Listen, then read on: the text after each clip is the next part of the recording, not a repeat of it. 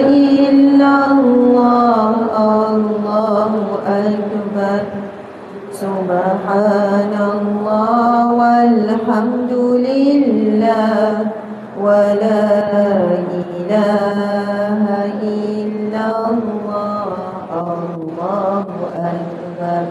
Muslimat, kita akan zikir dengan lebih kuatkan suara dan semua pun diajak untuk berzikir. Kemudian saat kita menyebut nama Allah, memuji dengan 4 kalimah tersebut, hadirkan hati. Kalau nak pejam mata pun boleh. Paling utama, fahamkan maksud. Jika kita tidak faham maksud apa yang kita ucap, mustahil untuk kita rasa manisnya zikir tersebut.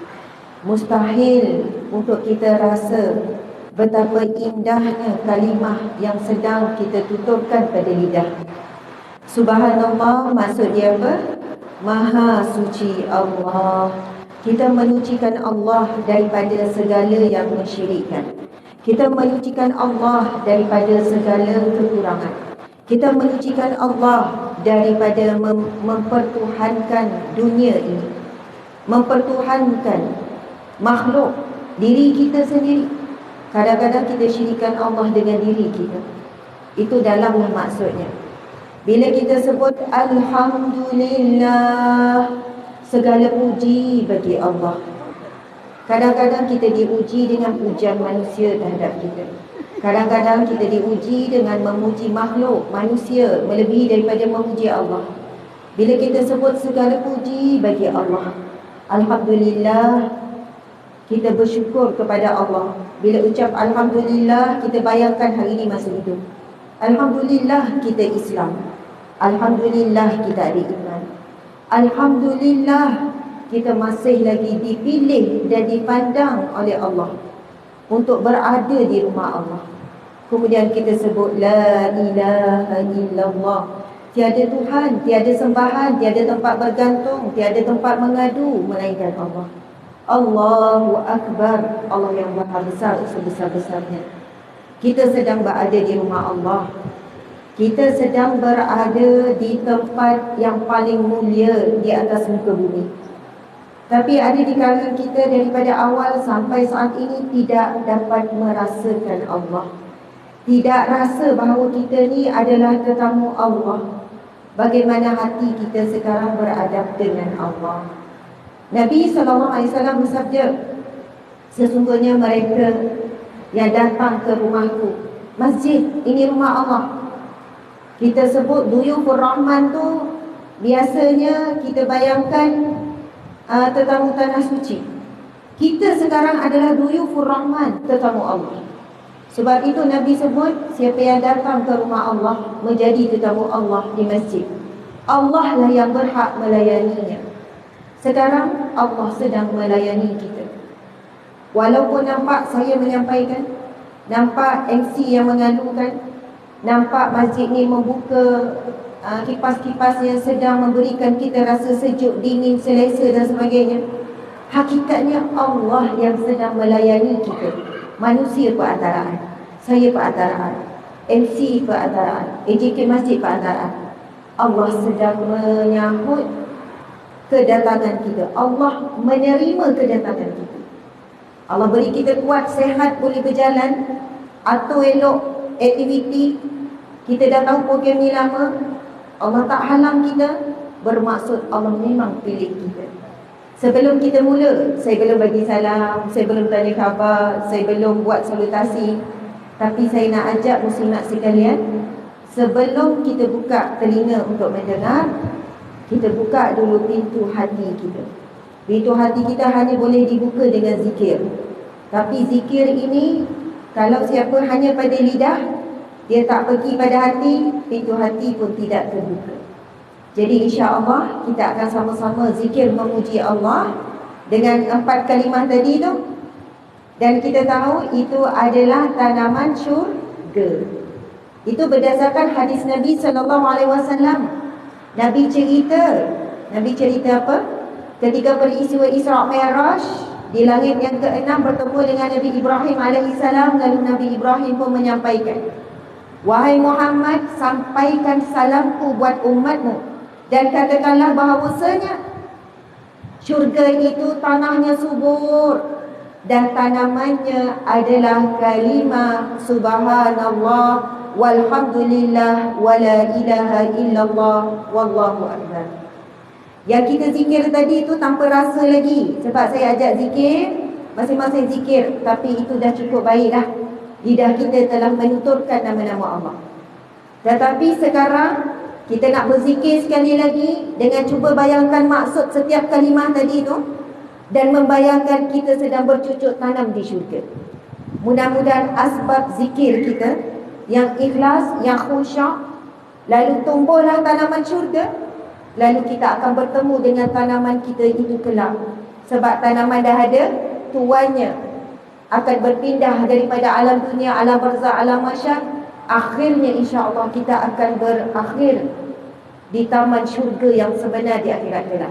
Amin ya rabbal alamin. Subhanallah. Sekali lagi muslimat, wahai para bidadari, bakal bidadari syurga, wanita perhiasan terindah dunia, wanita-wanita, ibu-ibu, isteri-isteri yang solehah sekalian, marilah sama-sama kita zikrullah insya-Allah. Subhanallah walhamdulillah wa la ilaha illallah, Allahu akbar. Subhanallah walhamdulillah wa la ilaha illallah, Allahu akbar. Subhanallah walhamdulillah wa la ilaha illallah, Allahu akbar. Subhanallah walhamdulillah wa la ilaha illallah, Allahu akbar. Sekarang kita berselawat ke atas Nabi sebagai tanda cinta dan rindu kita kepada Nabi Muhammad sallallahu alaihi wasallam. Kita umat baginda, kita tidak pernah bertemu dengan baginda, tak pernah melihat wajah baginda dan mendengar suara baginda yang kita rindui. Tapi kita masih boleh berhubung dengan Nabi. Kita masih berkomunikasi dengan Nabi melalui selawat. Nabi sallallahu alaihi wasallam bersabda, Inna lillah malaikatan yuballighunani an ummati salam. Di sisi Allah ada malaikat yang akan menyampaikan salam daripada umatku, yang akan menyampaikan selawat dan salam daripada umat. Mudah-mudahan selawat yang sama-sama kita akan nasyidkan ataupun kita akan berselawat nanti sekejap ni daripada hati kita, khusyuk dan ikhlas hati, dan mengharapkan nama kita dinaik oleh malaikat. Ya Rasulullah, umatmu yang bernama Azizah, ada nama Azizah ya, Hamidah, bernama Asma, bernama Sabrina, malaikat angkat ya Rasulullah, umatmu yang bernama sekian-sekian, menyampaikan salam dan selawat. Mudah-mudahan akhirnya nanti di akhirat kelak Nabi mencari kita. Mana umatku yang bernama Sabariyah, setiap hari berselawat kepadaku dengan ikhlas, dengan penuh rasa cinta. Nabi akan mencari mana umat. Itu kan hadis Nabi. Nabi sebut orang yang paling dekat denganku di mahsyar kelak adalah orang yang paling banyak berselawat kepadaku. Di akhirat kelak tidak ada orang yang kita akan cari. Di dunia kita cari manusia yang ada pangkat, yang ada kedudukan, yang ada nama, yang ada kuasa. Tapi di akhirat kelak hanya satu manusia yang seluruh manusia mencari, iaitu Nabi kita, Nabi Muhammad sallallahu alaihi wasallam. InsyaAllah sama-sama ya muslimat. Sallallahu ala Muhammad, sallallahu alaihi wasallam, sallallahu ala Muhammad, sallallahu alaihi wasallam. Ya Nabi salam alaika, Ya Rasul salam alaika, Ya Habib salam alaika, salawatullah alaika, sallallahu ala Muhammad, sallallahu alaihi wasallam, sallallahu ala Muhammad, sallallahu alaihi wasallam. Allahumma salli wa sallim wa barik alaihi, sallu alaihi. A'udzu billahi minasyaitonir rajim. Bismillahirrahmanirrahim. Assalamualaikum warahmatullahi wabarakatuh.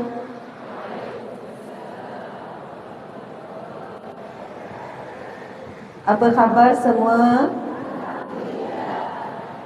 Comel-comel, lawa-lawa, cantik-cantik, jelita-jelita, sedap mata memandang, sejuk hati yang melihat. Masya Allah. Manis semua senyum. Boleh tak bagi senyuman dan salam dengan orang kiri dan kanan? Sebab boleh jadi daripada tadi tak sedar siapa duduk sebelah dan tak bertegur siapa. Boleh tak tanya nama siapa dan datang daripada mana? Silaturahim, silaturahim, ukhuwah, ukhuwah, sama-sama Islam.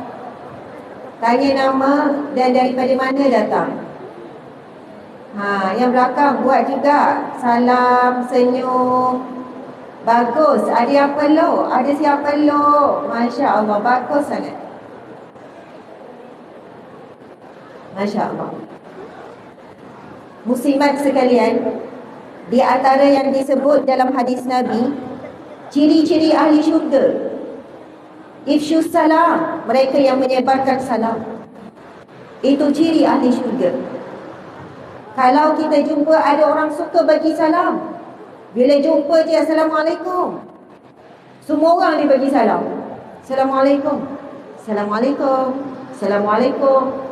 Kalau buat macam tu dekat shopping complex, boleh jadi orang tengok atas bawah, makcik ni nampak pakai elok, kurang sehat rupanya.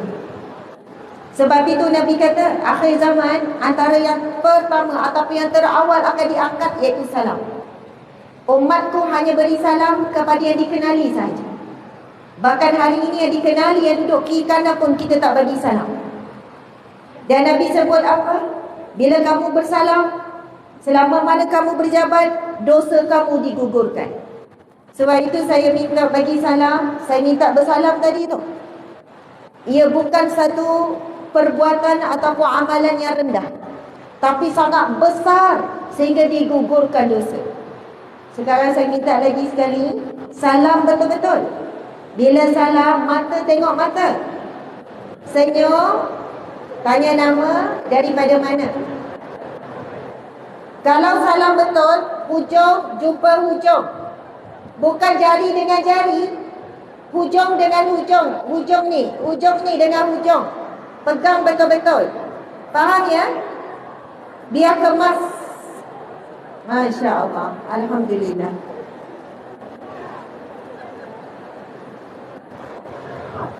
Orang perempuan memang seronok lah kalau dapat borak.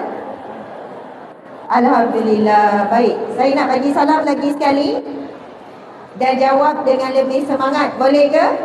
Boleh. Assalamualaikum warahmatullahi wabarakatuh.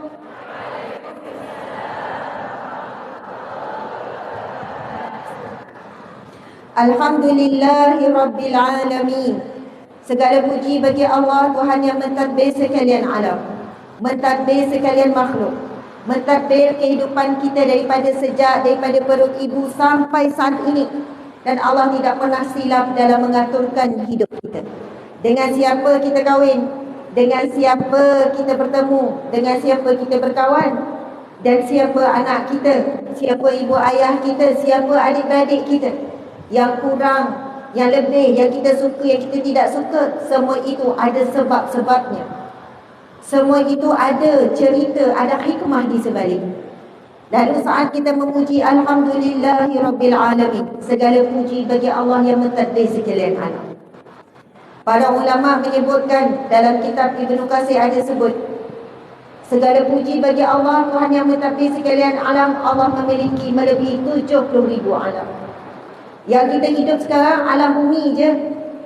Luar sana ada bukan juta ya, bukan bilion, bukan trilion, bukan zillion, infinity bintang-bintang yang lebih besar daripada bumi. Kita tak tahu kehidupan apa yang berada di luar sana. Sedang kita berada di sini, ada banyak di dunia ini, ada lebih kurang 3.8 bilion manusia ke 6 bilion, saya lupa lah pula. Maksudnya seluruh manusia, setiap anak kecil, dewasa, semua binatang yang melata, kerengga, semut, ulat yang berada di dalam hutan, semua di bawah pengetahuan Allah. Maka mustahil Allah silap dalam mengaturkan apa yang berlaku dalam kehidupan kita. Hanya kita saja tak sabar untuk menanti apa hikmah, apa yang kita akan dapat di akhirat kelak, di atas kesabaran yang kita lalui hari ini. Masya Allah.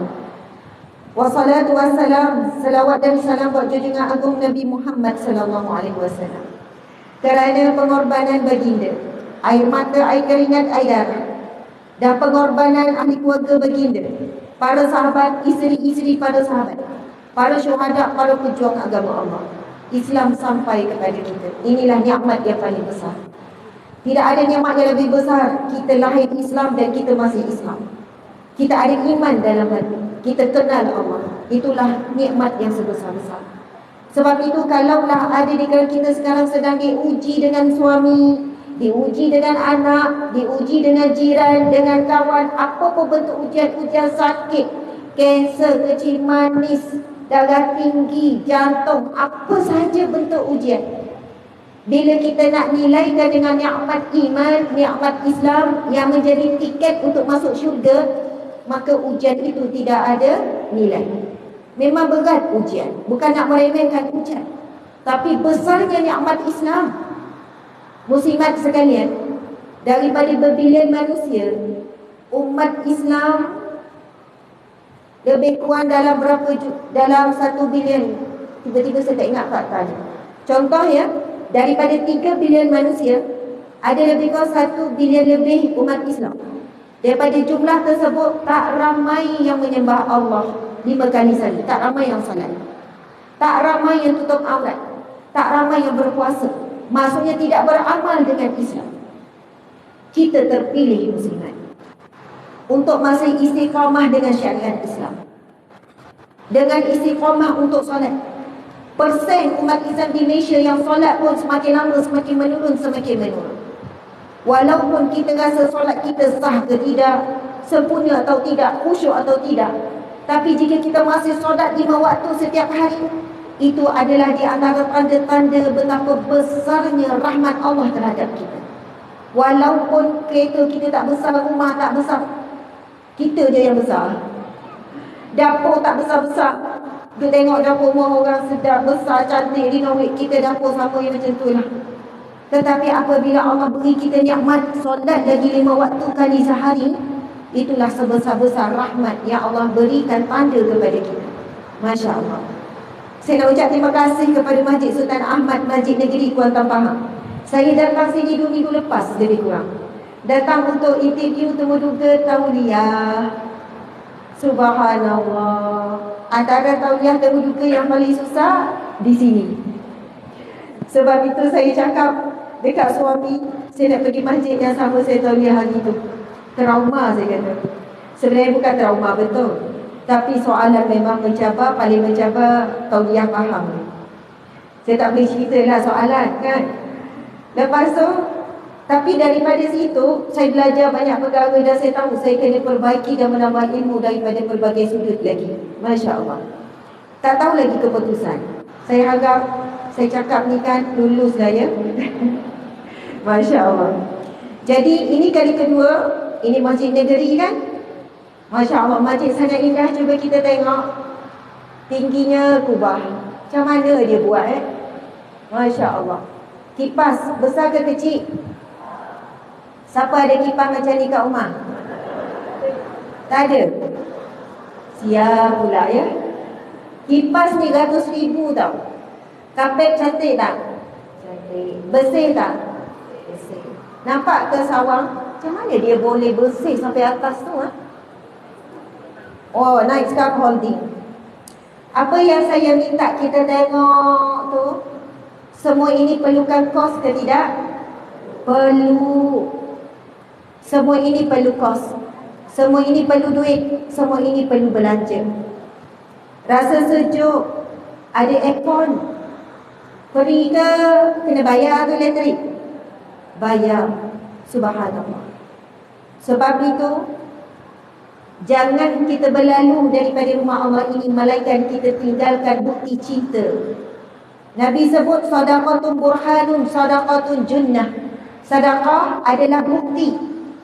Sedekah adalah saksi. Bukti kita sayang kepada Allah, bukti kita cintakan Allah. Antara jalannya adalah sedekah di rumah Allah. Kemudian Nabi sebut sedekahul junnah. Sedekah adalah perisai api neraka. Sampai Nabi pernah sebut, jarakkan, lindungi, jauhkan diri kamu daripada api neraka walaupun dengan sebelah ataupun sebiji kurma. Maksudnya miskin sangat, tak ada makanan apa kat rumah, ada kurma je sebiji. Kurma tu belah dua, satu kamu makan, satu sedekah. Kita terlalu banyak makanan kat rumah, krepek macam-macam jenis. Kadang sayang nak bagi kat orang, rasa nak makan sampai masuk angin. Kalau dah peti ais tu banyak mana makanan yang kering-kering, lepas tu buang. Rasa nak makan simpan, lepas tu kering. Tapi Nabi bila buat sedekah, Nabi tak cakap bagi yang susah tak apalah tak sedekah. Bagi yang susah pun Nabi suruh sedekah. Kamu tak ada apa-apa ni, tak ada duit, tak ada dinar, tak ada dirham, kamu tak ada makanan banyak, kamu ada sebiji je buah kurma. Sahabat bertanya, ya Rasulullah, aku tak ada apa-apa, aku ada kurma je sebiji. Nabi kata, lindungi, selamatkan diri kamu walaupun dengan sebelah kurma. Maksudnya bukan Nabi kata, tak apalah ada sebelah kurma, satu kurma je makan je lah, kamu orang miskin. Tak. Sebab itu sedekah ini untuk semua. Tidak ada yang excuse. Tak apa, saya asnafkan, tak perlu sedekahkan. Tidak. Sebab itu kekal menjadi asnaf. Sedangkan sedekah itu akan menambahkan rezeki dan akan membersihkan rezeki yang Allah beri. Masya Allah. Jadi saya sebut awal-awal tu, Ustaz kata ada apa? Tabung van jenazah. Tolong angkat nak tengok. Oh gitu, Masya Allah. Jadi van jenazah ni dinantikan ke ditakuti? Janganlah lalu tabung tu, janganlah. Jadi boleh ke kita lalukan, sebab nanti bila dah habis ramai terlupa. Dia ada berapa bukan jenazah tu? Ada banyak. Okey, sebelum masukkan, sabar dulu. Dengan lafaz yang mulia, Bismillahirrahmanirrahim. Allahumma salli ala sayyidina Muhammad. Kita melancarkan tabung untuk rumah Allah ini, untuk Masjid Sultan Ahmad satu ini, yang mana dengan sedekah yang kita bakal berikan sebentar nanti, mudah-mudahan menjadi perisai daripada api neraka dan menjadi bukti, saksi di akhirat kelak. Sedekah ini akan berbicara daripada Allah. Ya Allah, aku menjadi saksi. Nama simpulan-simpulan ini memberikan sedekah untuk rumahmu, ya Allah, sekian-sekian. Nabi kata dia akan jadi saksi, burhan ni saksi. Dia akan bersaksi di hadapan Allah. Mudah-mudahan, cuba tengok dekat jari masing-masing, ada berapa cincin? Bolehlah bagi satu ya kat masjid. Bolehlah bagi satu cincin. Ambil yang paling nipis tu, yang paling murah. Kak, siapa yang tak pernah bagi infak ataupun wakaf emas, kena buat sekali-sekali. Nikmat dia lain macam dengan bagi duit. Kalau nak bagi gelang pun boleh, sebab lagi nak buka. Fikir, bukan sampai malam garang aja. Sebulan fikir aja. Kenapa? Jangan lagi sangat gerak sebab nak masuk cincin. Muat tak cincin? Muat, cincin muat. InsyaAllah ya, barakallah. Hebat, hebat. Masukkanlah. Berilah satu jumlah yang kita sayang. Masa kita bersedekah, bukan cintakan duit, cintakan Allah. Kalau cintakan duit, kita cari nilai yang paling rendah, yang mana kita pun tak pandang kalau hilang. Kalau RM1 hilang, cari tak? Cari ke kalau RM1 hilang? Tak cari. Kita pun tak pandang RM1. Sebab itu Allah berfirman dalam Al-Quran, kamu tidak dikatakan benar-benar melakukan kebajikan selagi mana kamu tidak memberi di jalan Allah apa yang kamu sayang. Sebab itu Allah dah upgrade hidup kita. Kereta, rumah, anak, suami, diri kita, pakaian, handbag, kasut. Tapi sedekah tak upgrade. Semua akan ditinggalkan, tak ada milik kita. Tapi sedekah adalah milik kita. Saya mengharapkan muslimat, hari ini kita cuba belajar memberi untuk meningkatkan iman, bukan meningkatkan rasa cinta pada duit. Masya Allah. Alhamdulillah. Okey. Terima kasih kepada Ustaz Muhammad Izan bin Idris. Hebat MC kita. Lantunan suara semua terbaik. Pembaca doa Ustaz Ahmad Hayatul Faiz bin Abdul Latif. Imam besar walaupun tak ada, saya sebut juga Tuan Haji Muhammad Riza bin Muhammad Ali Nafiah. Ustaz Muhammad Izan bin Idris. Imam Masjid 1, pegawai dan kaki tangan masjid, muslimin muslimat yang dirahmati Allah sekalian. Masya Allah. Yang hadir secara live lebih kurang dalam 4,000 lebih. Nanti insya-Allah lebih ramai yang boleh masuk. Sekarang kita akan pergi kepada tajuk kita. Lama dah kan rasa ingat nak habis dah baru masuk tajuk. Iaitu tadabbur Asmaul Husna. Saya rasa ada pihak yang edarkan buku ni. Tadi saya bagi tahu jangan edar, tapi ada orang edarkan juga. Bukan apa, saya segan juga nak edar buku. Tetapi buku yang berada di tangan anda ni memang susunan saya, Ustazah Asma Harun.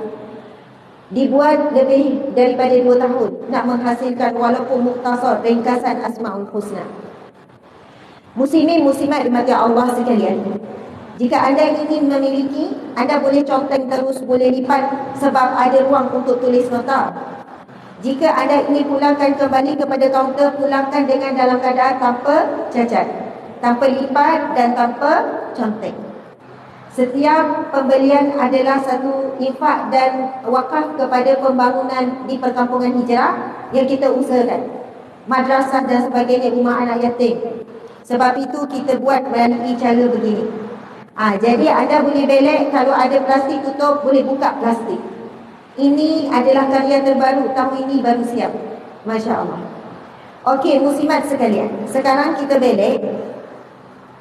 Kalau kita tengok pada isi kandungan, cuba cari muka surat IX. IX. Itu huruf Roman. Muka surat berapa tu? IX 9. Okey. IX tu, muslimat, cuba tengok, sudah ada nama Allah yang ke-99, iaitu As-Sabur. Allah yang Maha Penyabar. Jumpa tak tu? Pada isi kandungan, belum masuk lagi buku. Muka surat 99, muka surat IX, muka surat 9. Nama Allah yang masyhur, 99 nama yang kita lagukan, kita nasyidkan tu yang terakhir, nama Allah As-Sabur, iaitu Allah yang Maha Penyabar. Allah sangat sabar dengan kita, menunggu kita kembali kepadanya, menunggu kita memuji Allah dengan hati, bertaubat, berhijrah dengan sungguh-sungguh. Allah sangat sabar dengan kita. Allah tahu apa hati kita, Allah tahu apa yang kita fikir, Allah pandang kita setiap masa. Dan Allah sangat sabar dengan kita yang kurang syukur. Cuma saya nak jelaskan, selepas nama Allah 99, ada tambahan lagi 30 nama Allah. Ini jarang kita jumpa dalam kitab Asmaul Husna.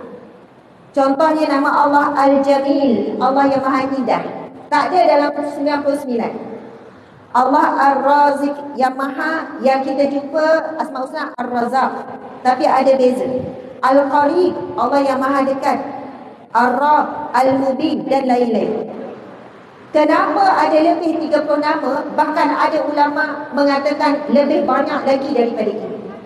Yang 99 nama tu iaitu nama-nama yang disusun oleh Sunan Tirmizi, yang diambil daripada Al-Quran dan juga hadis Nabi. Itulah yang masyhur sekali. Tetapi ulama tidak menafikan ada lagi nama-nama Allah yang lain selain daripada 99 tersebut.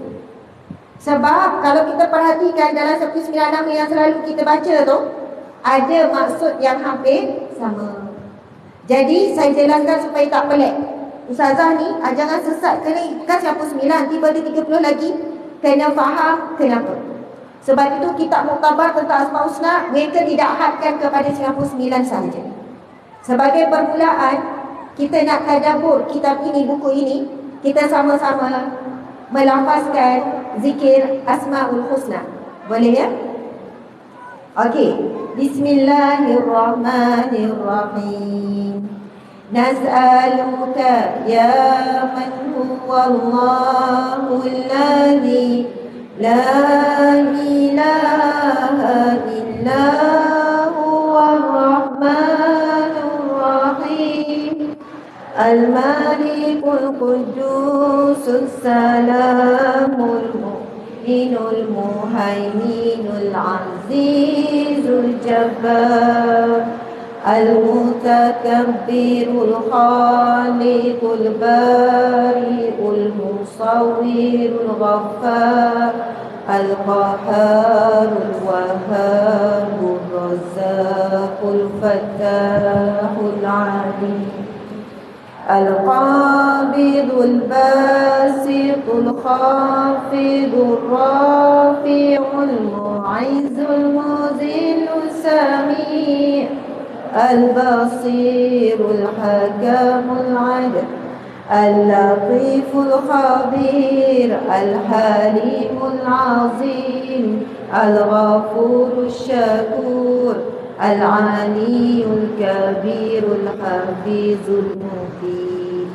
Al-Hasibul Jalil Al-Karimul Raqib Al-Mujibul Wasi'ul Hakimul Wadudul Majidul Ba'isul Syahid Al-Haqqul Wakil Al-Qawiyul Matin Al-Waliyul Hamid Al-Musil Mubdi'ul Mu'id Al-Muhyil Mumitul Hayyul Qayyum Al-Wajid Al-Majid Al-Wahidul Ahadus Samadul Qadirul Muqtadirul Muqaddimul Akhirul Awalul Akhir الظاهر الباطن الوالي المتعال البار التواب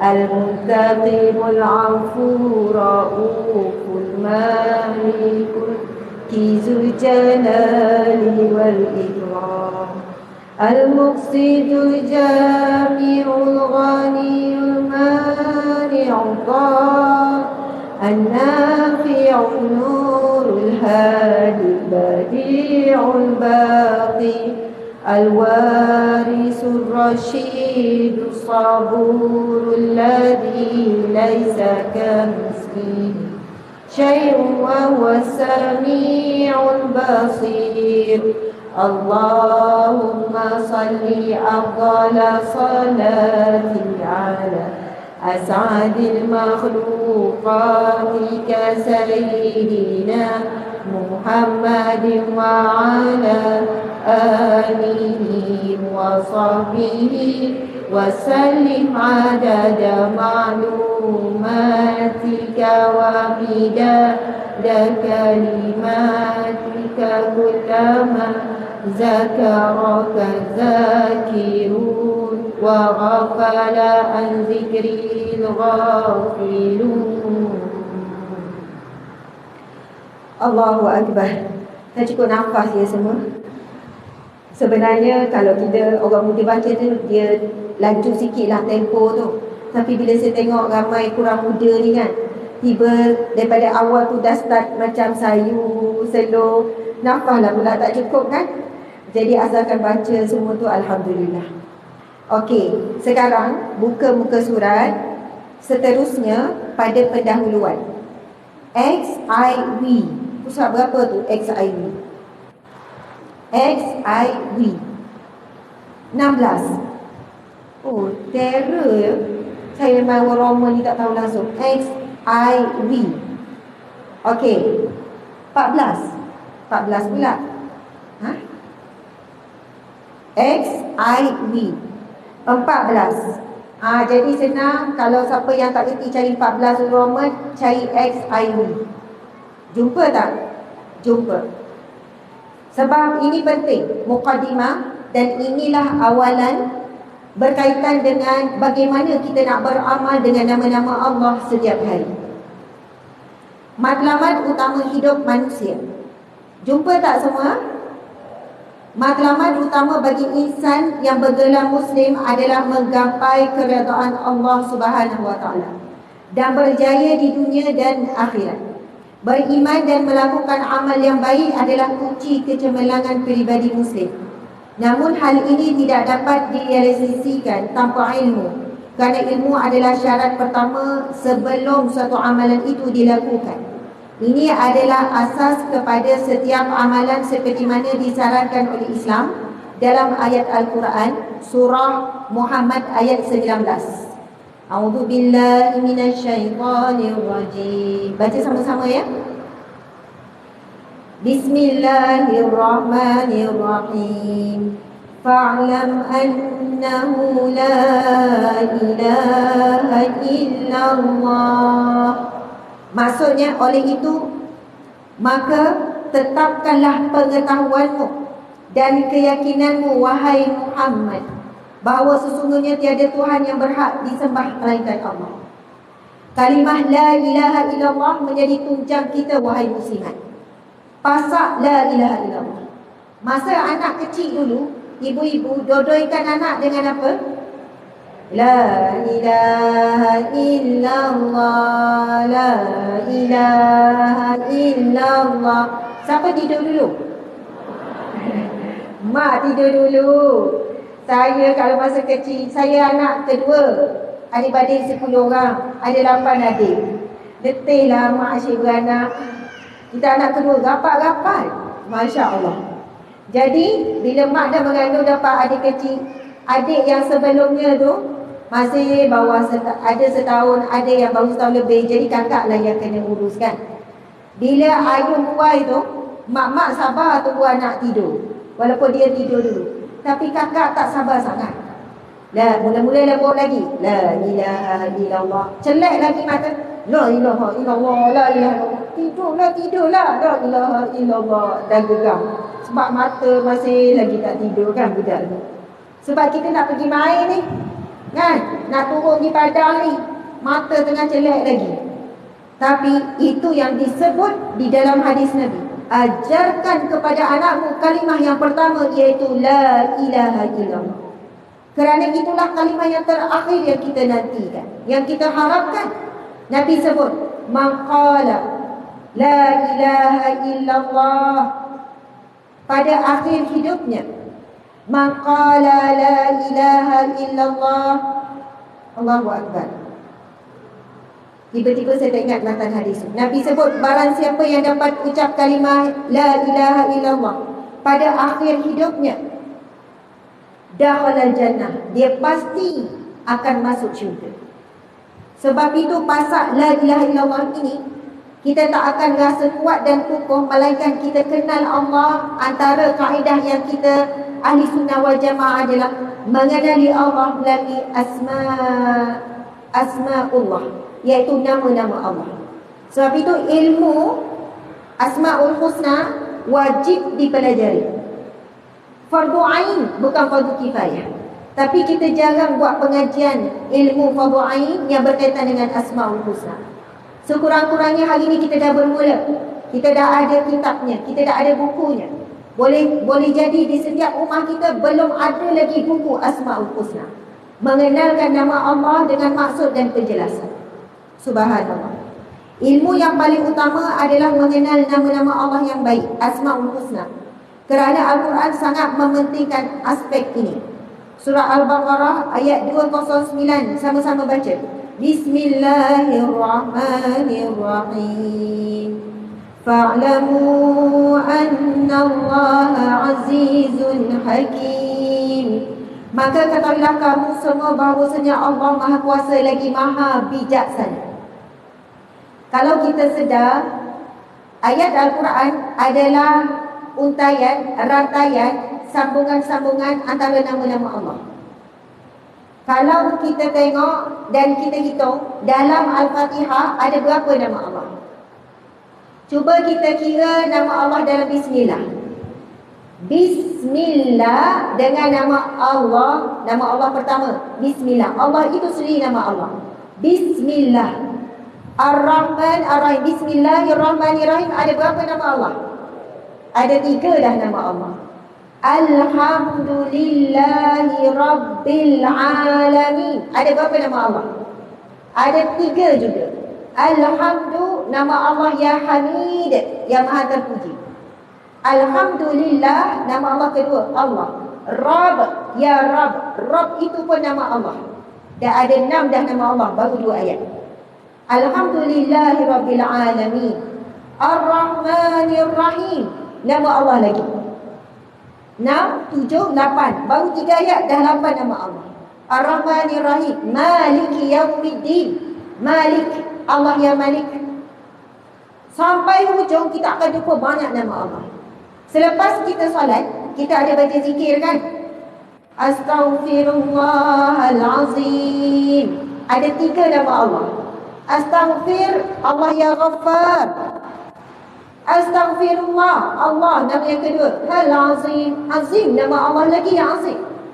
Lagi sambungan. Astaghfirullahalazim. Alladzi la ilaha illa huwal hayyul qayyum wa atubu ilaih. Hayyu, nama Allah ya Hayyu, ya Qayyum. Lagi wa atubu ilaih, Allah ya Tawwab, nama Allah lagi. Rupanya tanpa sedar yang kita baca Al-Quran tu, yang kita duk zikir tu, sambungan antara nama-nama Allah. Kalau kita dah biasa dengan nama-nama Allah, daripada satu muka surat, daripada hujung sampai hujung, kita tanda nama Allah lagi, nama Allah lagi. Pengulangan-pengulangan nama Allah. Cuma kita tak sedar. Kita tak jadikan ilmu Asmaul Husna ini ada ilmu yang wajib kita belajar. Masya Allah. Okey, kita tengok lagi penjelasan. Buku yang diterbitkan ini memperkenalkan nama-nama Allah yang diterangkan dalam bentuk infografik supaya maklumat dapat disampaikan dengan lebih tepat dan lebih padat, jelas dan menarik. Buku ini juga dihasilkan selepas mengambil kira kepentingan Al-Asmaul Husna sebagaimana dijelaskan dalam sebuah hadis. Kita baca sama-sama. Saya baca, puan-puan ikut. Ini hadis Nabi SAW. Statusnya adalah hadis sahih riwayat Bukhari dan Muslim. Okey, ikut saya ya. Bismillahirrahmanirrahim. Kuatkan suara yang belakang pun, semua kena lambas. Ini hadis Nabi kita nak baca ni. Antara cara beradab dengan Nabi, kita baca betul-betul hadis Nabi. Kita jaga akhlak kita ketika membacakannya. Kita jarang baca hadis Nabi. Saya kalau kuliah, saya minta hadirin semua baca sama-sama. Sebab kita duk biasa dengar je. Kita tengok je ustaz tu baca hadis Nabi, kita angguk-angguk je. Tapi hadis Nabi juga wahyu daripada Allah, membaca dan melafazkannya juga diberi pahala. Okey, kita sambung. Qala Nabi sallallahu alaihi wasallam, inna lillah tis'atan wa tis'ina isman mi'atan illa wahidan man ahsaha dakhalal jannah.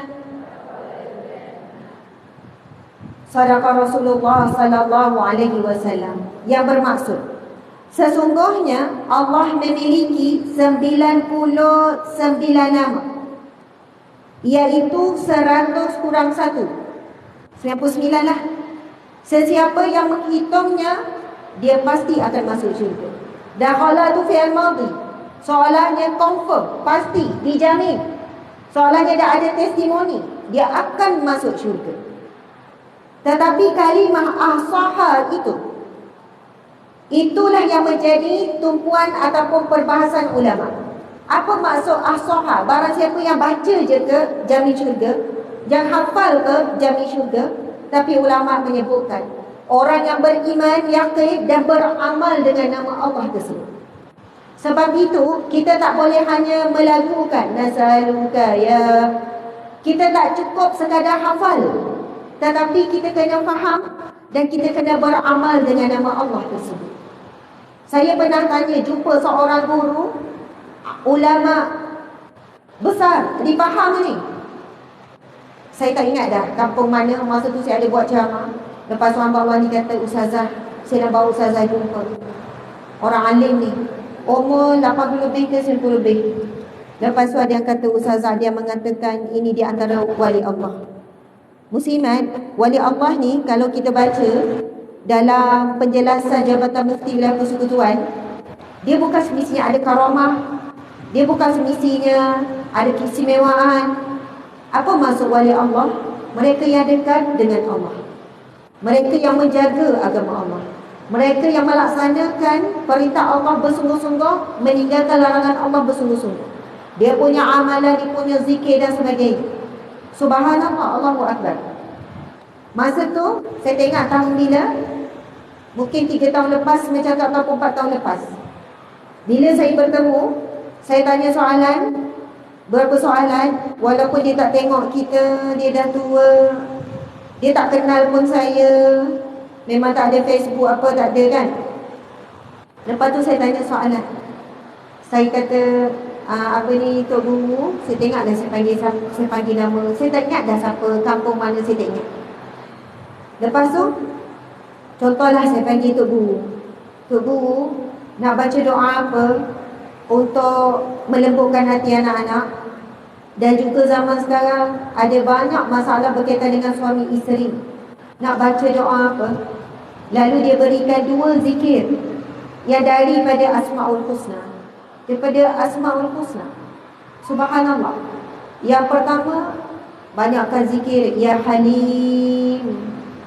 Zikir Ya Halim. Banyakkan zikir Ya Halim. Jarang kan? Ya Halim tu jarang diamalkan.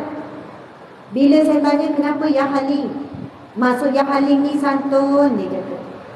Kita nak anak kita jadi sopan santun, jadi lemah lembut, beradab sopan. Suami isteri ni, dia dah hilang adab. Isteri tak beradab dengan suami, suami tak beradab dengan isteri, tak jaga akhlak. Betul sangat apa yang dijelaskan. Kita duduk jaga akhlak dengan orang luar je. Kita jaga akhlak bila khalayak ramai. Dekat rumah kita tak jaga akhlak. Sedangkan Nabi SAW bersabda, khairukum li ahli wa ana khairukum li ahli. Yang paling terbaik akhlaknya di kalangan kamu, yang imannya terbaik, orang yang sebaik-baik di kalangan kamu, orang yang paling baik akhlaknya, yang paling baik dirinya dengan ahli keluarga. Dia kata asbab suami pun tak jaga akhlak, tak jaga adab, amalkanlah zikir Allah Ya Halim. Halim ni dia kata lembut tu, santun tu, dia ada beza dengan Ya Latif. Lepas tu dia jelaskan, cuma saya tak ingat dah. Tapi 2, satu lagi kalau tak silap saya, guru dibagi Ya Rauf. Nanti kita tengok apa maksud Ya Rauf. Bukan nanti, sekarang. Cuba tengok Ya Rauf. Siapa jumpa muka surat berapa? Ya Rauf. Sebab 2 nama yang dia beri, yang Tuan Guru beri, 2-2 tu saya tak familiar. Muka surat berapa? Nama yang ke-83. Dia kata amalkan Ya Rauf, Allah yang maha belah kasihan. Kita harap suami kesian dekat isteri, isteri pun kesian dekat suami. Kalau bebel jangan lebih-lebih sangat, kesian suami. Kalau ada belas kasihan, masa anak balik itulah anak kata, mak jangan masak. Kami je yang masak. Mak rehat. Hari-hari mak masak untuk ayah. Kali ni mak macam permaisuri. Kami gila-gila adik-beradik masak. Dah lah. Bukan tak suka masakan mak. Kami suka, kami nak. Mak dah masak sepanjang umur dah. Sampai bila kita nak puaskan perut kita?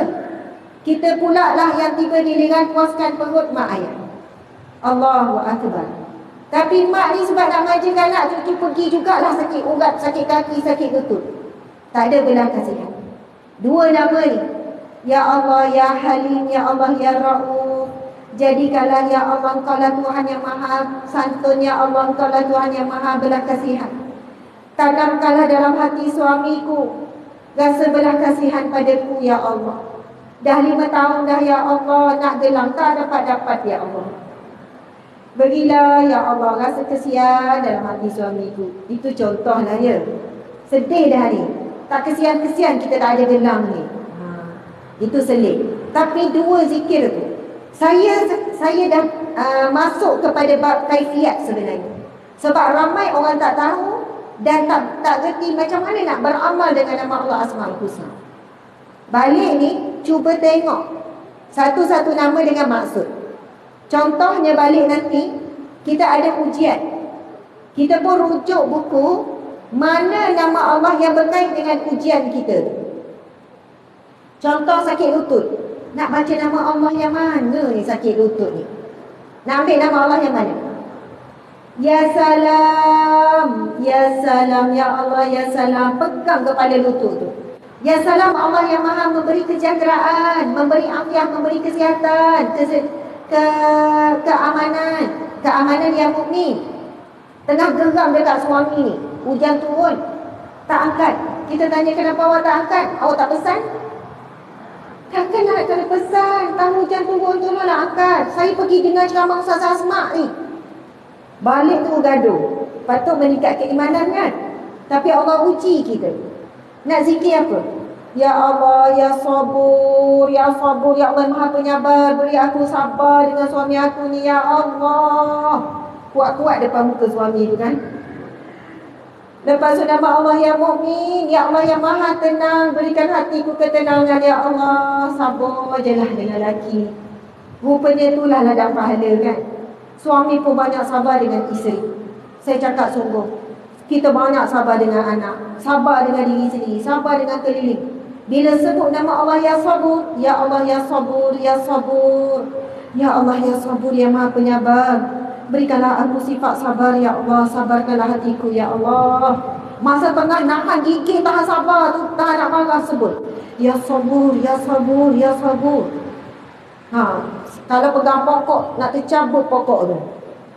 Tetapi syaitan bila dengar kita sedang menyeru nama Allah, sebab Allah berfirman apa? Allah berfirman, Inna lillah. Sesungguhnya di sisi Allah, subhanallah. Ini hadis Nabi. Walillahil asmaul husna. Bagi Allah nama-namanya yang mulia. Fad'uhu biha. Itulah firman Allah. Saya tertukar dengan hadis. Kadang-kadang ingatan ni makin tumpul. Kadang-kadang ingat, kadang-kadang lancar, kadang-kadang tak. Allah berfirman yang bermaksud, bagi Allah nama-namanya yang mulia, kamu mesti, ia adalah satu perintah. Fad'uhu biha. Maka berdoa dan memintalah dengan nama tersebut. Sebab itu ada keadaan begini, nama Allah apa yang kita nak panggil. Keadaan begini, nama Allah apa yang kita nak zikir, nak seru, nak berdoa. Dan Allah memang perintahkan kita bila berdoa, berdoa dengan nama-namanya. Itu perintah Allah di dalam Al-Quran. Sekarang kita akan sambung lagi. Sekadar mengira ataupun menghafal nama-nama Allah hanyalah langkah awal untuk mengetahui rahsia yang terkandung dalam nama-nama tersebut. Lafaz menghitung atau mengira dalam hadis yang disebutkan tadi merujuk kepada usaha seorang Muslim itu untuk mengenali, menghafal, memahami dan beramal dengan nama-nama Allah. Mengenali dan memahami nama-nama Allah mempunyai nilai yang sangat besar dalam kehidupan Muslim.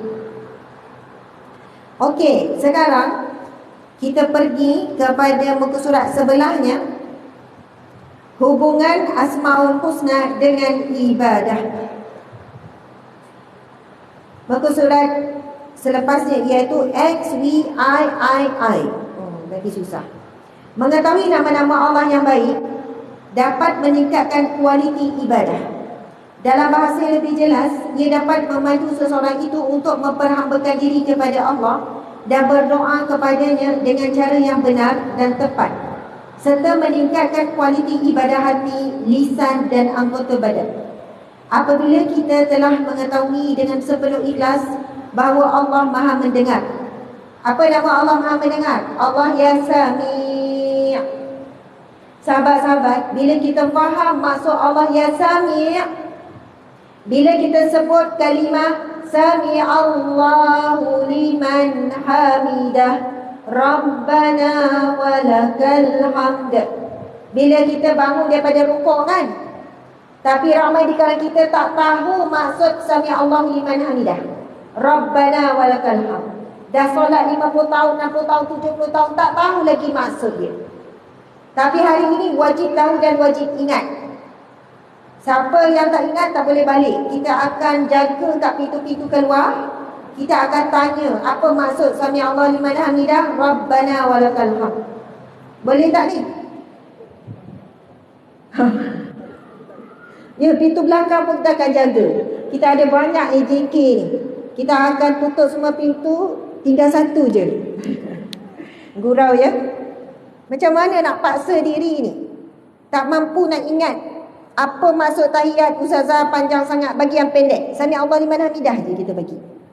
Sami'a maksudnya telah mendengar ataupun Allah mendengar. Sami Allah, mendengar Allah, Allah mendengar. Sami Allahu liman hamidah, Allah mendengar siapa-siapa yang memujinya. Rabbana walakal hamd, Rabbana, wahai Tuhan kami, walakal hamd, dan bagi kamu segala pujian. Kita bila faham masa kita Sami Allah liman hamidah, kita boleh tersenyum tau. Seronoknya kita masa tu, kita rasa Allah dengar apa yang kita cakap. Sami Allahu liman hamidah, Allah mendengar orang-orang yang memujinya. Allah mendengar kita sedang memujinya. Rabbana walakal hamd, wahai Tuhan kami, bagimu segala pujian. Sebab itu disebutkan di sini yang kita baca ni, bila kita faham nama Allah, Allah Maha mendengar itu, Allah mendengar bukan macam kita mendengar.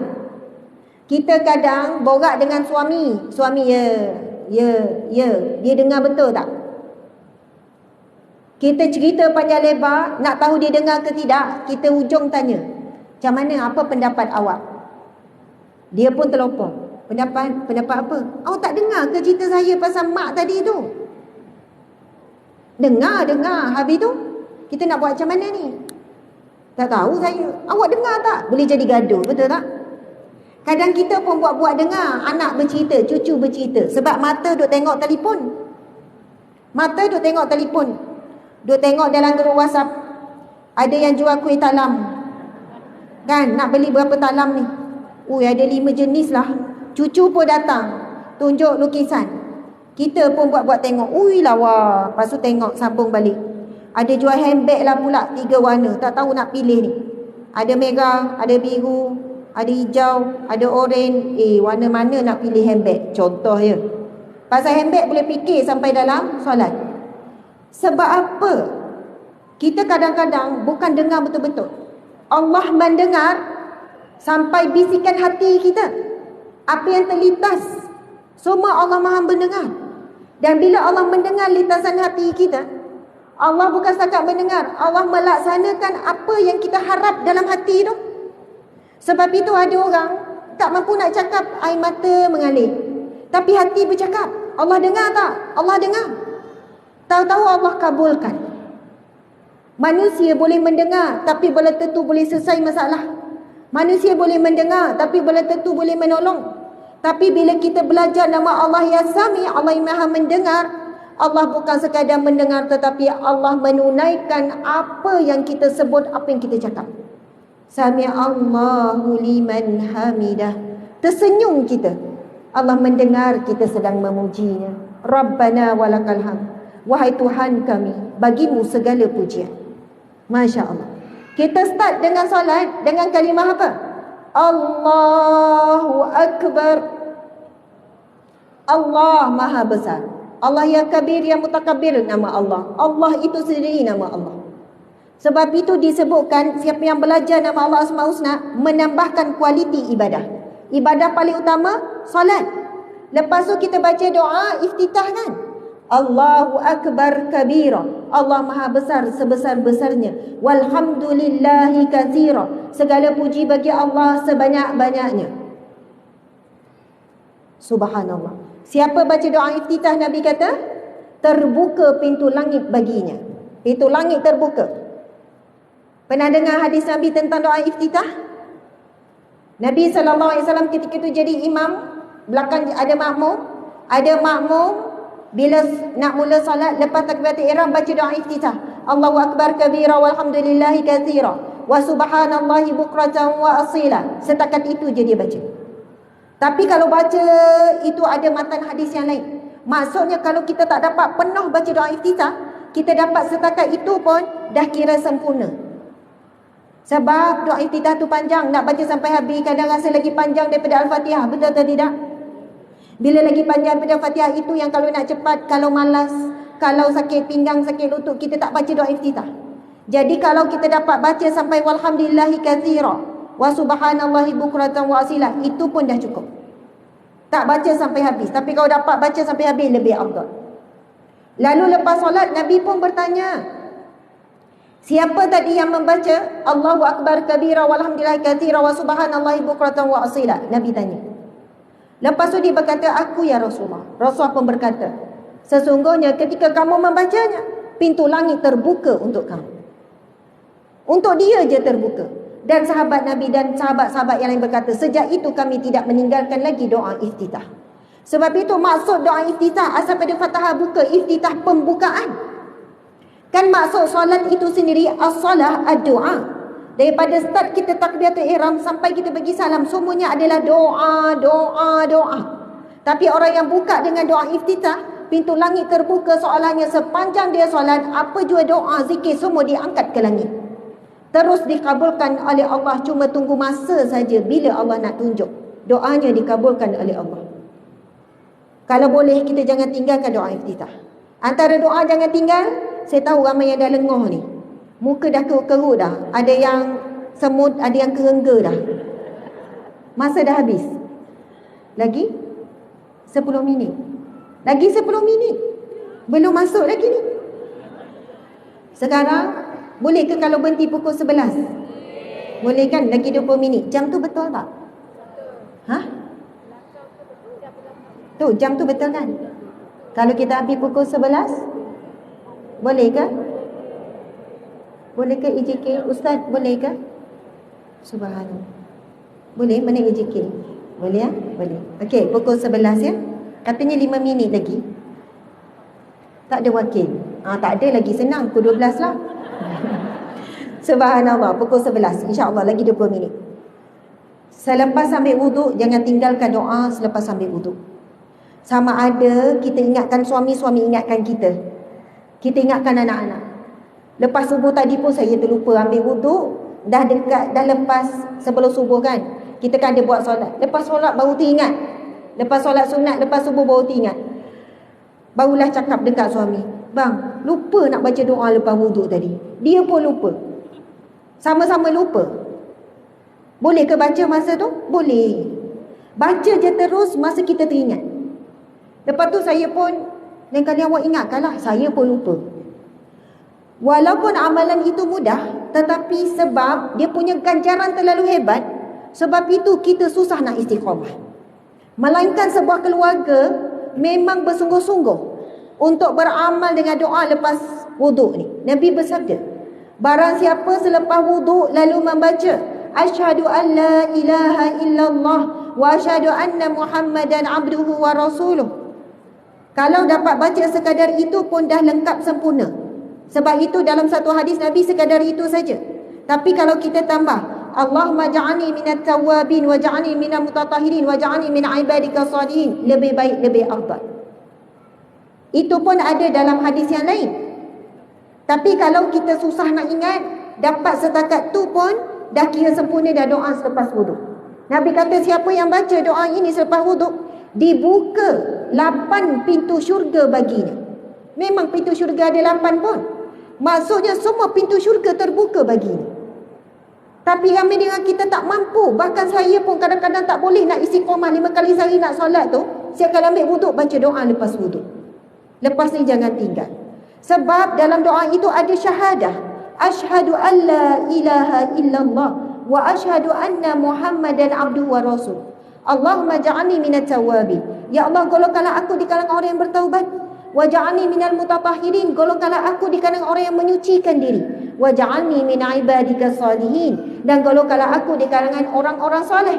3 golongan ni semua dijamin syurga. Sebab itu bila kita minta kita tergolong dalam golongan yang bertaubat, menyucikan diri dan orang soleh, maka 8 pintu syurga kita dibuka. Subhanallah. Dan satu doa, jangan tinggal doa selepas azan. Nabi bersabda hadis yang sahih, sahabat-sahabat. Bahkan ulama kata inilah hadis yang terkuat yang berkait dengan syafaat Nabi sallallahu alaihi wasallam. Nabi bersabda, barang siapa setelah azan lalu membaca Allahumma rabba hazihi da'wati tamah sampai akhir, Nabi kata wajabat lahu syafaati yaumal qiyamah. Wajib baginya syafaatku di hari kiamat. Nabi beri jaminan.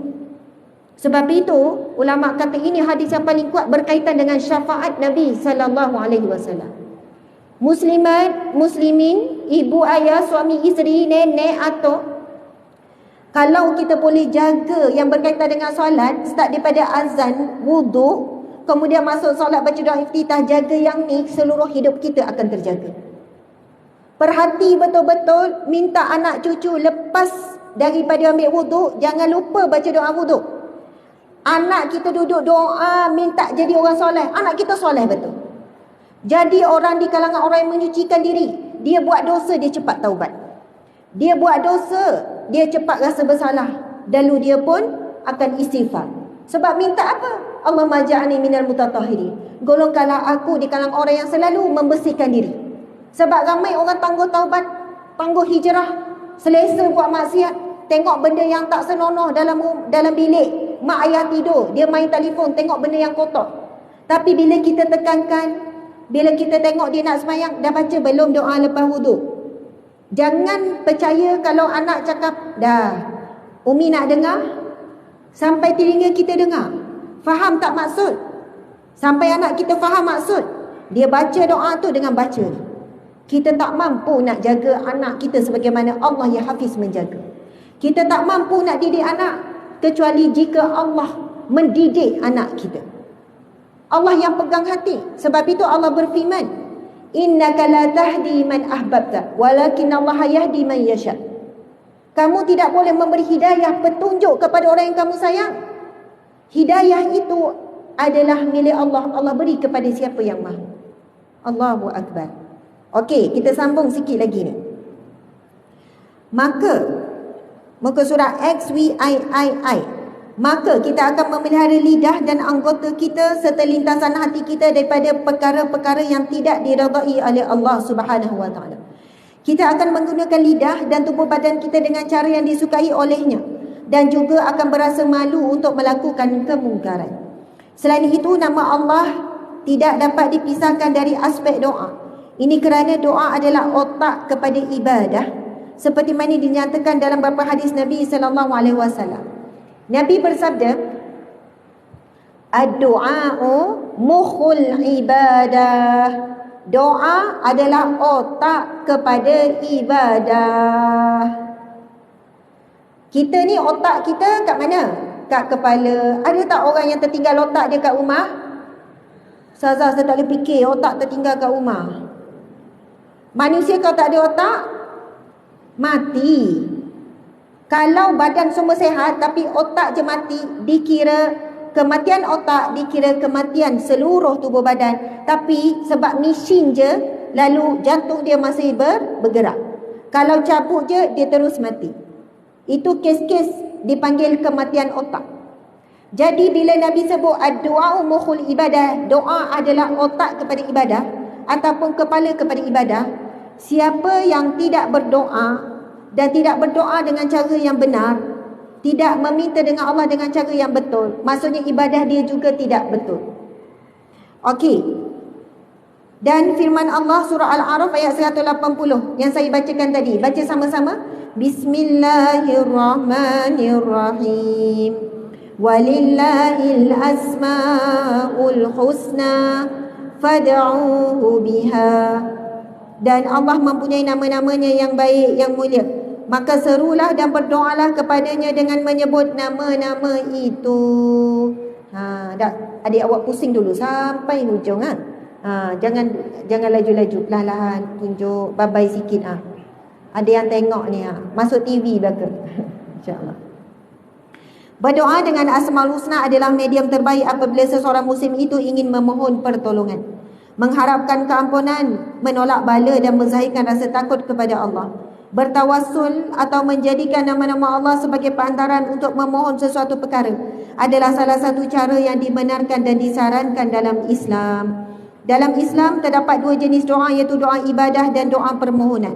Doa ibadah lebih luas skopnya, merangkumi solat, tawaf, puasa, haji dan lain-lain. Manakala doa permohonan merujuk kepada permintaan seseorang hamba itu dengan menyeru nama-nama Allah seperti, wahai Tuhanku, sesungguhnya aku memohon kepadamu bahawa Engkau adalah Allah yang Esa, yang dipohon sebarang hajat, yang tidak melahirkan dan tidak dilahirkan. Ini memang ada kalimah doa yang diajarkan oleh Nabi.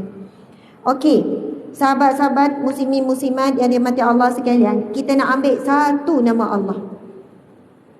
Satu nama Allah. Cara kita nak membaca buku ni, kalau nanti ada masa baca sampai habis penjelasan, cuba tengok muka surat XXXV.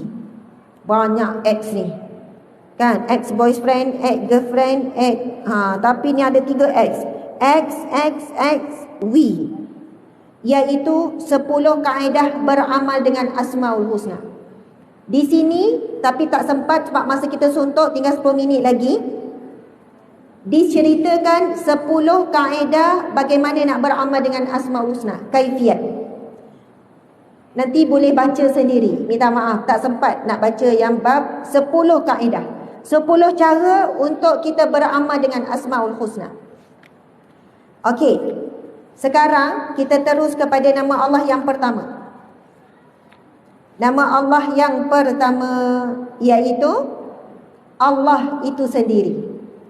Jumpa tak muka surat 4? Muka surat 4 dan muka surat 5. Nama Allah itu sendiri. Sahabat-sahabat, disarankan sangat anda belilah buku ni. Bukan semata-mata saya nak promote. Buku ni bukan buku yang mudah dijual. Bukan buku yang menjadi kesukaan ramai orang. Buku berat tentang nama-nama Allah. Orang muda tak nak beli buku ni. Orang muda suka buku healing, buku novel, buku fantasi, buku-buku macam tu. Masa nak terbit buku ni, penerbit pun kata, Ustazah, ini buku berat, masyarakat kita tak ramai nak beli. Saya kata buku ni nak diterbitkan, guna kertas-kertas yang high quality, gengan kan? Tebal tapi gengan. Antara kertas yang kesat dan bau kertas ni, cuba cium bau tak? Dia ada jenis, kan dia bau kertas. Kan sekarang ni banyak buku kertas dia warna yang licin ataupun warna putih. Kertas tersebut dengan kertas ini jauh beza harga dia. Kertas ini adalah kertas yang mahal. Masa saya minta penerbit buat, saya kata saya nak kertas yang ringan, tak nak bila pegang tu berat, macik-macik. Orang pegang tu kejap rasa lengoh dan malas nak baca. Sebab itu walaupun tebal, ringan sangat. Kos dia sangat tinggi, tapi kita jual dengan harga yang cukup sekadar melepasi kos. Saya kata buku ni diterbitkan bukan tujuan keuntungan, tetapi lepas 2 tahun buat, macam-macam lah proses dilalui. Kita nak keluarkan yang lebih detail, ada syarah, ada penjelasan. Tapi bila dikumpulkan, dia jadi 5 jilid, 5 buku. Lepas tu bincang-bincang penerbit. Untuk kali pertama kita terbit yang ringkas dulu, nanti yang detail kemudian. Yang terlibat ada guru pondok, ada pensyarah universiti, ada doktor. Nak siapkan. Sebab bila cari dalam pasaran Malaysia, buku Asmaul Husna tidak ada. Kebanyakan pada Indonesia dalam kitab Arab. Hampir tidak ada yang disusun oleh Malaysia sendiri. Jadi ni mungkin saya tak jumpa, sebab di kedai buku berhubung dengan penerbit, dengan syarikat penerbitan ini sendiri, dia kata tak ada dalam Malaysia. Sebab ia bukan buku yang bertujuan keuntungan. Kalau keuntungan, kita tak boleh nak terbit. Jadi subhanallah, cuba tengok, kita tengok pada nama Allah yang pertama, iaitu nama Allah itu sendiri. Kita tengok dulu pada nombor 1 dijelaskan ayat Quran yang berkait dengan nama Allah ini, antaranya Allahu la ilaha illa huwal hayyul qayyum. Allah, tidak ada Tuhan yang berhak disembah melainkan Dia yang hidup kekal lagi terus menerus mengurus makhluknya. Muka surat 4. Jumpa tak? Jumpa kan? Hadis Nabi yang berkait dengan nama Allah. Rasulullah sallallahu alaihi wasallam bersabda, syahadati an la ilaha illallah wa anna Muhammadar Rasulullah. Antara soalan temuduga tauliah hari itu, masa dekat Dewan Atas tu, soalannya ialah, Ustazah, berikan sifat Allah beserta dalil. Maksudnya nak dalil nakli, bukan dalil akli, dalil nakli daripada Al-Quran. Dah lama tak terima soalan tu. Soalan ni masa zaman belajar dulu memang selalu. Berikan sifat Allah berserta dengan dalil. Kan sifat Allah 20 sifat Allah tu lah, sifat 20 tu. Dan bawakan dengan dalil. Contohnya nama Allah, sifat Allah sifat 20 tu, nama Allah yang pertama apa? Wujud. Apa dalil? Nama Allah Al-Wujud. Lepas tu nama Allah Al-Qadim contoh. Apa dalil? Al-Quran, nama Allah Al-Qadim. Alhamdulillah soalan tu saya boleh jawab. Tapi banyak soalan lagi saya tak boleh jawab. Saya jujur je, maaf, saya tak tahu.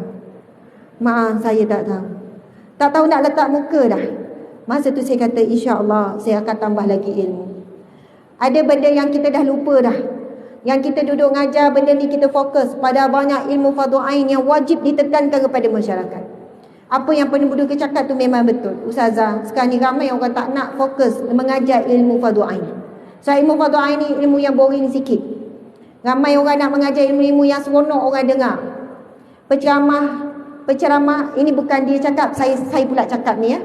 Maksudnya penceramah tidak mahu mengajar ataupun pendakwah yang berat-berat. Nanti orang jemu, orang ngantuk. Tapi alhamdulillah saya tengok tak ada yang ngantuk ni. Ke saya tak nampak. Tengok orang sebelah ada tak yang tidur. Maksudnya alhamdulillah, sebenarnya walaupun ilmu yang berat, ini ilmu berat kita cakap ni, kita boleh bagi tumpuan, itu sangat hebat. Masya Allah. Okey, kita tengok lagi. Dari sudut bahasa, kata dasar alif lam ha, hamzah lam ha. Hamzah lam ha, kata kerja alaha, menyembah, iaitu menjamin. Allah disebut lafzu jalalah, iaitu lafaz yang agung. Kesimpulan, kalimah Allah ini adalah nama pertama daripada 99 nama-nama Allah, dan lafaz yang paling agung nama Allah, perkataan Allah itu sendiri. Dari sudut fakta nombor, nama Allah disebut sebanyak 2699 kali dalam Al-Quranul Karim. Perkataan Allahumma, wahai Allah, disebut 5 kali dalam Al-Quranul Karim. Allahumma disebut 5 kali. Tapi perkataan Allah saja ada 2699 kali. Gandengan nama Allah yang lain biasa disebut bergandengan, iaitu nama Allah ini tidak digandingkan dengan mana-mana nama Allah yang lain. Ini sangat luar biasa. Cuba tengok yang selepas, iaitu Ar-Rahman Ar-Rahim. Kalau Ar-Rahman biasa digandingkan dengan Ar-Rahim. Cuba tengok pula Ar-Rahim, muka surat 9. Disebutkan nama Allah Ar-Rahim ini biasa digantikan dengan nama Allah Ar-Rahman, At-Tawwab, Al-Ghafur, Al-Aziz, Al-Bar dan Al-Wadud. Tetapi nama Allah, sebab apa? Saya pun terkejut sebab saya pun baru baca sebenarnya. Saya dah baca nama-nama Allah yang lain, tapi nama Allah ini hari itu saya skip, saya baca terus nama Allah yang lain. Semua nama Allah yang lain dalam Al-Quran memang ada gandingan. Contoh, wallahu alladzi la ilaha illa huwal hayyul qayyum.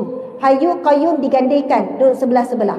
Tapi kalau nama Allah tidak digandingkan dengan mana nama-nama Allah yang lain. Sebab itu di antara 99 nama Allah itu yang paling tinggi, yang paling mulia, yang teratas sekali.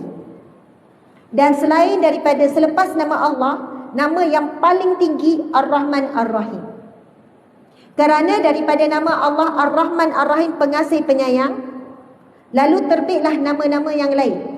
Kerana Allah Maha Pengasih Penyayang, maka Allah beri rizki, iaitu Ar-Razak. Kerana nama Allah Pengasih dan Penyayang, maka Allah berlembut dengan kita, iaitu Allah Ya Latif. Kerana Allah Pengasih Penyayang, maka Allah Ya Salam, memberikan kita kesejahteraan. Masa saya tunaikan umrah kali pertama, dan masa umrah kali pertama ni, kami tidak dibenarkan tidur dekat hotel walau satu malam. Semua tidur dekat masjid. Masjidil Haram, Masjidil Nabawi. Kalau kena halau, pindah ruang lain. Kena halau, pindah ruang lain. Balik hotel, hanya tidur saja. Tidur pula. Hanya mandi saja. Makan dekat persekitaran. Sebab kan kalau balik, dan memang tak disediakan makan pun dekat hotel. Adalah cerita kami, itulah umrah kami kali pertama. Tetapi umrah tu memang umrah bajet, tak ada makan sekali, makan pandai-pandailah. Kemudian tidur, hotel jauh sangat, jalan kaki sampai tak larat nak balik. Memanglah itikaf je di masjid. Tidur, nyanda, lepas tu dia suruh nak bersih alih-alih. Tapi itulah umrah yang paling terkesan. Tapi tak ramai sanggup kalau lalui umrah macam tu. Bersama dengan kami ada seorang baba. Baba ni adalah ulama. Kalau Thailand, ulama-ulama besar, tutup guru dipanggil baba. Betul kan? Baba ke baba? Baba. Baba. Itulah ada kata baba, dia sebut baba. Tak tahu manusia. Tapi bila tu baba ustazah. Baba, saya tanya. Boleh tak berkongsi ilmu? Masa ni atabas. Lepas tu saya minta, boleh tak baba berkongsi tentang ilmu Asmaul Husna? Lalu baba ni pun ambil mic dengan nada yang rendah, dengan nada sekian-sekian. Dia pun dia tak mula dengan penjelasan lagi. Dia mula dengan zikir dulu.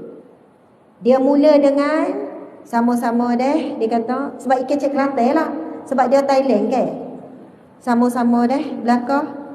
Dia pun Ya Rahman Ya Rahim, Ya Rahman Ya Rahim. Bila dia start tu, cuba kita buat ramai-ramai sama-sama ya. Walaupun kita tak dijelaskan lagi maksud dia. Ya Rahman Ya Rahim, Ya Rahman Ya Rahim, Ya Rahman Ya Rahim, Ya Rahman Ya Rahim. Okey. Tapi nada baba ni sedap lagi. Saya tak ingat dah macam mana dia punya nada. Tapi saya menangis tak esok. Satu bas menangis. Sampai yang lelaki pun menangis. Dia punya sayu sebab dia orang yang beramal. Dia orang alim. Dia orang soleh. Bila dia pimpin tu, bergetar jiwa kita dengar. Tak semena-mena air mata mengalir. Ya Rahman Ya Rahim. Dia ulang yang tu sampai rasa macam gigil badan. Duk sebut nama Allah Ya Rahman Ya Rahim. Lepas dah satu bah nangis, barulah baba ni jelaskan. Dengan berhati-hati, dengan perlahan, dengan nada suara, saya terbayang dalam fikiran saya. Dia sebut tentang kehebatan nama Allah Ya Rahman Ya Rahim. Allahu Akbar. Ada satu hadis Nabi SAW, Nabi bersabda, Sesungguhnya Allah memiliki 100 rahmat. 100. Ini saya tunjuk 10 sebab jadi saya ada 10 je. Allah memiliki 100 rahmat yang terkandung dalam nama Ar-Rahman Ar-Rahim itu. Ada tak nama Allah yang rahmat? Tak ada. Nama Allah yang Rahman yang Rahim itulah terbitnya Allah yang Maha memberi rahmat. Hadis Nabi bersabda Allah memiliki 100 rahmat dan Allah menurunkan satu sahaja rahmatnya di dunia. Lalu dikongsilah satu rahmat itu dengan seluruh makhluk termasuk manusia dan segala jenis binatang. Dan kerana itu binatang buas sekalipun Nabi kata menyayangi anaknya. Binatang buas, singa, harimau, sayang tak anak dia? Sayang. Maksudnya dengan satu rahmat yang Allah turunkan ke bumi dan Allah pinjamkan rasa kasih sayang itu kepada manusia. Lalu suami isteri berkasih sayang, ibu sayang anak, ayah sayang anak, anak sayang ibu bapa. Kasih sayang yang kita kongsi ni adalah cebisan daripada satu rahmat yang Allah turunkan ke bumi. Nabi menyambung lagi, dan Allah menyimpan 99 lagi rahmatnya untuk dikurniakan di akhirat kelak. Yang dalam hati kita ada rasa sayang kasih kepada sesama kita ni adalah daripada rahmat yang satu tu dikongsi. Seluruh manusia, daripada zaman Nabi Adam sampai manusia terakhir, daripada seluruh binatang yang berkasih sayang. Dan 99 Allah simpan untuk akhirat kelak. Allah akan berikan rahmatnya sebanyak-banyaknya di akhirat kelak. Allah akan ampunkan hambanya, Allah menerima taubat, Allah akan mencari-cari sebab untuk kita selamat daripada api neraka. Allah bersungguh-sungguh. Kalau kita nak masuk syurga, Allah lebih lagi nak masukkan kita ke dalam syurga. Allahu Akbar. Jadi, saya tahu masa dah habis. Kan, AJK Masjid pun dah duduk sebelah. Faham? Ya, jam pun dah 11.05. Kata pukul 11.30. Baik, saya akan berhenti. Muslimat sekalian, jadi nanti tengok nama Allah Ar-Rahim, nama Allah Ar-Rahman, sampailah habis belakang, kita akan rasa seronok mengenal Allah Tuhan kita dengan nama-namanya. Kita akan jumpa nama Allah yang kita takut, nama Allah yang maha menghukum, Allah yang maha mengazab. Tapi nama-nama Allah yang menakutkan ni, yang kita takut ni, yang kita nak dijauhi ni sedikit dibandingkan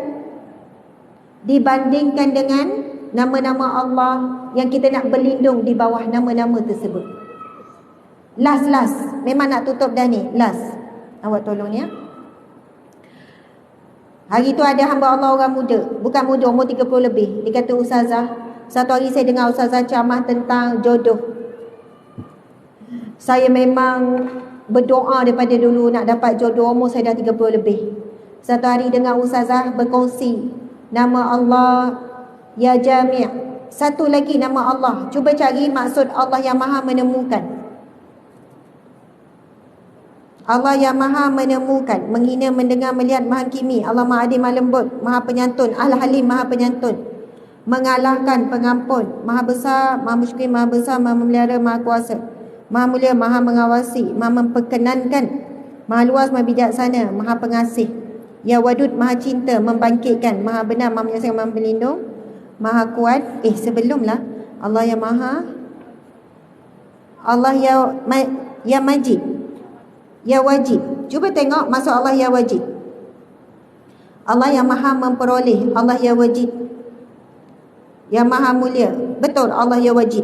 Sebenarnya yang ditulis di sini satu nama, tapi kalau tengok Allah Ya Wajid juga membawa maksud Allah yang maha menemukan. Kan Allah yang maha memperoleh. Sebab itu ada nama Allah tertentu, kalau kita hilang barang, kita nak seru nama Allah apa? Kalau kita nak minta kita dihalang, nama Allah yang mani', Allah yang maha menghalang. Ya Allah, halanglah, sekatlah ya Allah. Ya Allah, sekat anakku daripada ketagih gadget, sekat suamiku daripada ketagih main game. Contoh ya. Allah yang mani', Allah yang maha menghalang, maha mencegah. Jadi dia beramal dengan dua nama. Allah Wajid dengan nama Allah Ya Jami', yang maha menemukan, Allah yang maha menyatukan. Dia kata saya baca setiap kali sujud solat, saya puji nama Allah tersebut, saya mengharap Allah temukan saya jodoh. Dia kata alhamdulillah sebulan saya buat, dengan jalan yang tak disangka-sangka saya kahwin Ustazah. Cepat sangat proses, semua berjalan cepat, saya kahwin. Lepas tu saya berdoa pula dengan nama Allah. Saya tak ingat nama Allah apa, sama ada yang Razak ke, yang Rahman, yang Rahim ke, untuk dapat anak. Alhamdulillah Allah beri anak. Saya sedang mengandung Ustazah. Jadi insya-Allah mudah-mudahan dengan apa yang kita kongsikan, yang paling utama adalah beramal dengannya.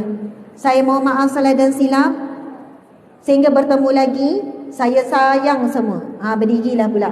Awak tak payah ni, awak tinggi, tak payah tinggikan ni. Gini je. Saya sayang semua kerana Allah, kerana Rasulullah sallallahu alaihi wasallam. Insya-Allah satu hari nanti kita bertemu lagi. Kalau tidak di dunia, di syurga. Dan saya mohon maaf tak dapat nak santuni seorang-seorang, sebab kalau santuni semua mungkin 2-3 jam. Saya tak dapat nak tanda tangan dulu, mampu lagi sampai 3 jam orang beratur tanda tangan seorang-seorang. Lama-lama dah jadi keren. Nak pulih balik tu makan masa. Kita kalau boleh nak raikan semua orang, tetapi dia akan menzalimi diri sendiri. Kita nak guna lama, malam ni nak ceramah lagi, besok lagi, lepas tu bersambung-sambung lagi program. Jadi saya mohon maaf sangat tak dapat nak santuni seorang-seorang macam dulu-dulu. Kalau saya datang, saya pergi dekat tempat yang disediakan, orang pun beratur. Jadi mohon maaf, mana yang sempatlah kita jumpa ya. Jadi yang nak ambil gambar sekarang. Ataupun saya terus pergi depan ni. Tak apa, tunjuk suasana dulu. Jadi saya sudahi dengan wabillahi taufiq wal hidayah. Assalamualaikum warahmatullahi wabarakatuh. Okey, duduk dulu. Kita ambil gambar ramai-ramai. Saya duduk sini, tapi kan lepas tu ambil gambar ramai-ramai. Betul? Lepas tu sudah berdiri tu. Jadi kalau berdiri nanti saya duduk depan ni, yang belakang tak boleh nak ambil gambar. Saya duduk depan ni, saya duduk depan ni, saya duduk depan ni. Boleh ya? Jadi ada orang dia pandai, dia buat selfie. Saya dah berdiri depan, dia pun selfie. Jadi nampaklah saya dengan dia. Ready untuk selfie. Okey. Subhanallah, itu cara yang kita mampu buat untuk rakam kenangan. Okey.